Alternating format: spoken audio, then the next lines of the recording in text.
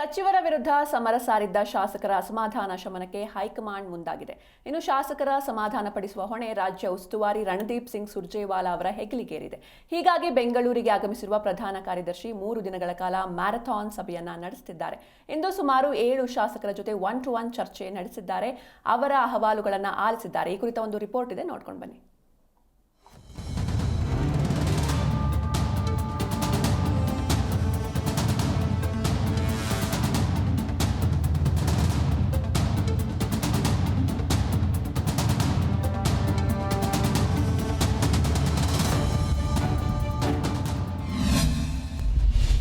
ಶಾಸಕರ ಅಸಮಾಧಾನ ಶಮನಕ್ಕೆ ಕೈ ಕಸರತ್ತು. ಶಾಸಕರ ಜೊತೆ ಸುರ್ಜೇವಾಲಾ 1-to-1 ಚರ್ಚೆ. 5 ಪ್ರಶ್ನೆಗಳನ್ನು ಮುಂದಿಟ್ಟು ಅಭಿಪ್ರಾಯ ಸಂಗ್ರಹ.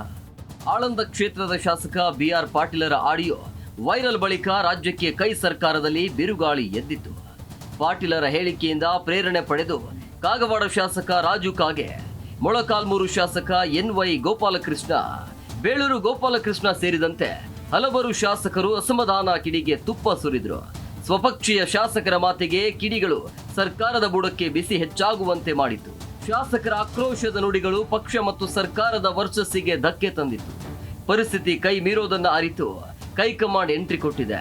ರಾಜ್ಯ ಉಸ್ತುವಾರಿ ರಣದೀಪ್ ಸಿಂಗ್ ಸುರ್ಜೇವಾಲಾ ರಾಜ್ಯಕ್ಕೆ ಕಳಿಸಿ ಶಾಸಕರ ಬಾಯಿಗೆ ಬೀಗ ಹಾಕೋಕೆ ಸೂಚಿಸಿದ್ದಾರೆ. ಹೀಗಾಗಿ ಬೆಂಗಳೂರಿಗೆ ಆಗಮಿಸಿರುವ ರಾಜ್ಯ ಕಾಂಗ್ರೆಸ್ ಉಸ್ತುವಾರಿ 3 ದಿನಗಳ ಕಾಲ ಶಾಸಕರ 1-to-1 ಸಭೆ ನಡೆಸುತ್ತಿದ್ದಾರೆ. ಮೊದಲ ದಿನ ಸುಮಾರು 8 ಶಾಸಕರಲ್ಲಿ 7 ಶಾಸಕರ ಜೊತೆ ಚರ್ಚಿಸಿ ಸಮಸ್ಯೆ ಆಲಿಸಿದ್ದಾರೆ. This is an organizational exercise being undertaken by AICC and PCC together. We are calling one by one all our legislators, that is our MLAs, Congress MLAs and MLAs supporting the Congress party, in order to understand, after conclusion of 2 years of the government, the status of the 5 Congress guarantees in their respective assembly constituencies. For only one state in the entire country transfers 58,000 crores directly into the bank accounts of our brothers and sisters of Karnataka. Randeep ಮುಂದೆ BR Patil ಹೇಳಿದ್ದೇನು? ಶಾಸಕರಿಗೆ ಸುರ್ಜೇವಾಲಾರ ಭರವಸೆ ಏನು? ಆರಂಭದಲ್ಲಿ ಆಳಂದ ಶಾಸಕ BR ಪಾಟೀಲರ ಜೊತೆ ಮೊದಲು ಭೇಟಿ ಮಾಡಿ ಅವರ ಅಹವಾಲು ಕೇಳಿದ್ರು. ಅಂದಾಜು ಅರ್ಧ ತಾಸು 1-to-1 ಮಾತುಕತೆ ನಡೆಸಿ ಇಡೀ ಘಟನೆಗಳ ಪುನರಾವರ್ತಿತ ವರದಿ ಪಡೆದುಕೊಂಡ್ರು. ಈ ವೇಳೆ ವಸತಿ ಇಲಾಖೆಯಲ್ಲಿನ ಮನೆಗಳ ಹಂಚಿಕೆ ಲಂಚದ ಬಗ್ಗೆ ಪಾಟೀಲರು ವಿವರಿಸಿದ್ರು. ತಮ್ಮ ಮಾತುಗಳನ್ನು ಸಮರ್ಥಿಸಿಕೊಂಡಿರುವ ಪಾಟೀಲ್, ಮನೆ ನೀಡುವಂತೆ ಸಚಿವರಿಗೆ ಪತ್ರ ನೀಡಿದೆ, ಆದ್ರೆ ಸಚಿವರು ಮನೆ ಕೊಡ್ಲಿಲ್ಲ. ಗ್ರಾಮ ಪಂಚಾಯಿತಿ ಅಧ್ಯಕ್ಷರು ಲೆಟರ್ ಕೊಟ್ರೆ ಮನೆ ಕೊಡ್ತಾರೆ. ನಾವು ಶಾಸಕರಾಗಿ ಏಕಿರಬೇಕು. ಪ್ರಕರಣದ ಬಗ್ಗೆ CM DCM ಸಚಿವರ ಬಗ್ಗೆ ಚರ್ಚಿಸಲಿಲ್ಲ. ಸರ್ಕಾರ ಪಕ್ಷಕ್ಕೆ ಮುಜುಗರವನ್ನ ತಂದಿಲ್ಲ. ಮುಂದೆ ಆಗಬಹುದಾದ ಪ್ರಮಾದದಿಂದ ಸರ್ಕಾರವನ್ನ ಎಚ್ಚರಿಸಿದ್ದೇನೆ ಅಷ್ಟೇ.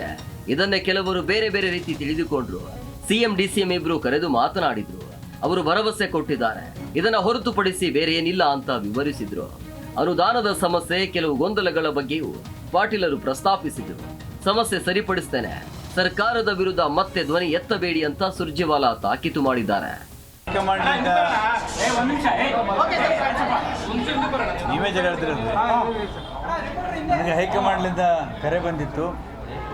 ಮಾನ್ಯ ಸುರ್ಜೇವಾಲಾ ನಮ್ಮ ಅಖಿಲ ಭಾರತೀಯ ಕಾಂಗ್ರೆಸ್ ಕಮಿಟಿಯ ಪ್ರಧಾನ ಕಾರ್ಯದರ್ಶಿಗಳು, ಅವ್ರ ಜೊತೆಗೆ ದೀರ್ಘವಾದಂಥ ಚರ್ಚೆ ಆಯಿತು.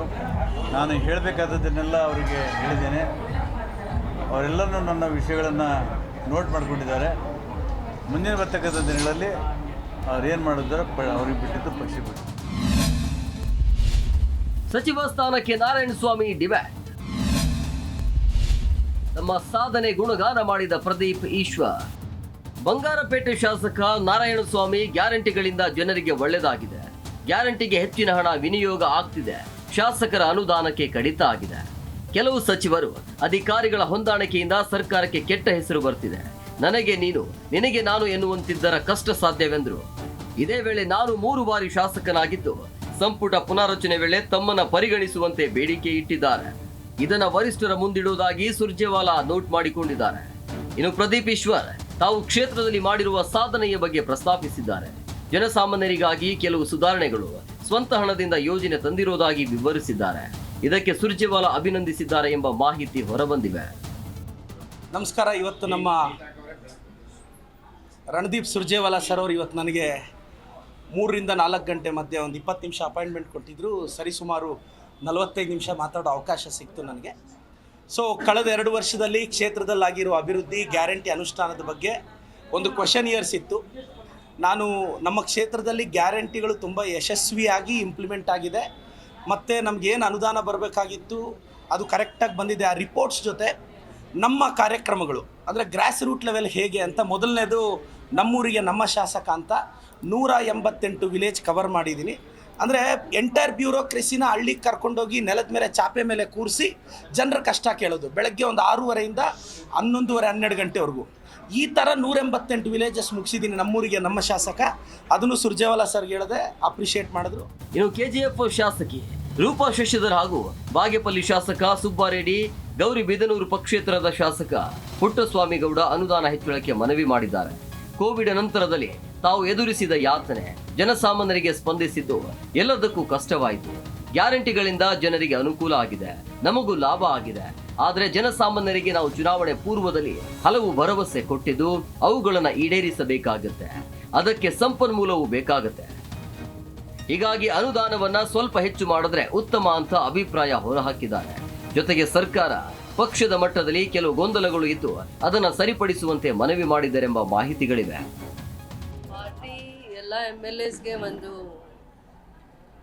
ಪಾರ್ಟಿ ಹಂತದಲ್ಲಿ ಮಾತಾಡಲಿಕ್ಕೆ, ಇಂಡಿವಿಜುವಲ್ ಆಗಿ ಏನಾದರೂ ಅಭಿಪ್ರಾಯ ಇದ್ದರೆ ಪಾರ್ಟಿ ಫೋರಮಲ್ಲಿ ಮಾತಾಡಲಿಕ್ಕೆ ಗೌರವವಾಗಿ ಒಂದು ಅವಕಾಶ ಪಕ್ಷ ಕೊಟ್ಟಿದೆ ಅಂತ ನನಗೆ ಗೌರವ ಇದೆ ಆ ವಿಚಾರದಲ್ಲಿ. ಅದಾದಮೇಲೆ ಅವರು ಕೆಲವೊಂದು ಇಲ್ಲಿನ ಅಬ್ಸರ್ವೇಷನ್ಸ್ನ ನೋಡಿ ಏನೇನು ಸಮಸ್ಯೆಗಳನ್ನ ಅಡ್ರೆಸ್ ಮಾಡಬೇಕು ಅನ್ನೋವಂಥ ವಿಚಾರದಲ್ಲಿ ಅವ್ರದ್ದೇ ಆದದ್ದು ಅಭಿಪ್ರಾಯ. ಪ್ರತಿಯೊಂದು ಜಿಲ್ಲೆವಾರು, ಕ್ಷೇತ್ರವಾರು ಅವರು ಮಾಹಿತಿ ತಗೋತಾ ಇದ್ದಾರೆ.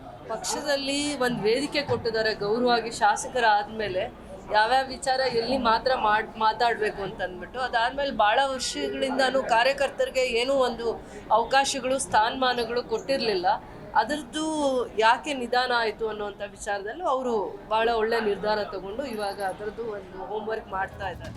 ಒಟ್ನಲ್ಲಿ ಶಾಸಕರ ಬಹಿರಂಗ ಹೇಳಿಕೆಗಳಿಂದ ಉಂಟಾಗಿದ್ದ ಗೊಂದಲಗಳನ್ನ ಸರಿಪಡಿಸುವ ಪ್ರಯತ್ನಕ್ಕೆ ಸ್ವತಃ ಕಾಂಗ್ರೆಸ್ ಹೈಕಮಾಂಡ್ ಕೈ ಹಾಕಿದೆ. ರಾಜ್ಯಕ್ಕೆ ಆಗಮಿಸಿರುವ ಸುರ್ಜೇವಾಲಾ ಹಲವು ಶಾಸಕರ ಜೊತೆ 1-to-1 ಸಭೆ ನಡೆಸಿದ್ದಾರೆ. ಶಾಸಕರ ಅಹವಾಲು ಕೇಳಿದ್ದಾರೆ. ಇನ್ನು ಮಂಗಳವಾರ, ಬುಧವಾರ 2 ದಿನ ಉಳಿದ ಶಾಸಕರ ಅಭಿಪ್ರಾಯ ಸಂಗ್ರಹಿಸಲಿದ್ದಾರೆ. Rajappa Suttur, political bureau, Zee Kannada news.